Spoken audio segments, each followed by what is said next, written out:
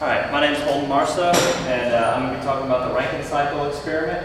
The Rankine cycle is where we get about 90% of all the electricity that we use, so it's extremely important for our everyday life. This is the basic Rankine cycle. These are just the diagrams. You start here at the pump up to high pressure, then you go through the boiler, which, as you can see on this diagram, increases the temperature, and then it's run through a turbine, which decreases the pressure but extracts useful work, and then run back through a condenser to make it back into a liquid so it can run through the pump again. These are our ideal versus our real cycles. In our ideal cycle, we have as little entropy generation as possible, which, the more entropy you generate, the less efficient your cycle is. So from 1 to 2, we have ideally no entropy generation. And from 3 to 4, this is 1 to 2 is across the pump, 3 to 4 is across the turbine. We have no entropy generation.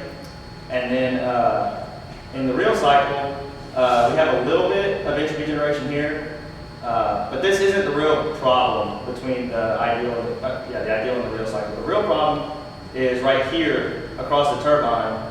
We get back into the dome, which when you get back into the vapor dome, as you know, you start to produce liquid. And running a liquid through a turbine can cause serious problems for the turbine, and in the real world it's just not practical. So in the real world we have to superheat our vapor before it goes through the turbine. That way when it runs back through the turbine it doesn't become a liquid again, and we don't have problems in our system. This is the diagram of it. As you can see, the liquid goes through the pump, pumped up to high pressure, through the heat exchanger, heat up to high temperature, and then across the turbine, work comes out, back to the condenser to become a liquid again, and then back to the pump. It's a closed loop system. Thermal efficiency is our work total that we get out divided by the heat added. Our total work is our work from the turbine minus the work we get out from the turbine minus the work that we have to put in to drive the pump. I did some sample calculations here. Basically, I got this 110 psi out of the lab manual, and I just kind of pulled some numbers just so I could get a rough estimation of only about 2%. The reason this is so low is because our pressure difference is very low. There's not a big difference between 110 and 80 psi. There's a couple ways we can increase the efficiency. Obviously, having more efficient components, more efficient heat exchangers, and turbines and pumps will make our system more efficient. But the main way we can make it more efficient is to increase the difference in temperature and pressure that the system operates over without having to add too much more work from the pumps and without having to add too much more heat into our heater. So one of the ways this is done is in the Rankine regeneration cycle.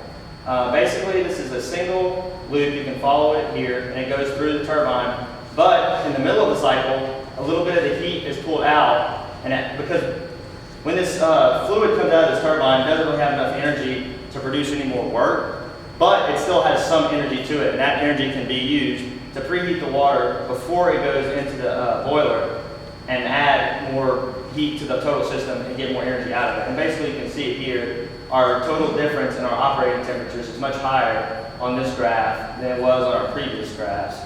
And in doing this, we can get a lot more efficiency out of our system. Does anybody have any questions?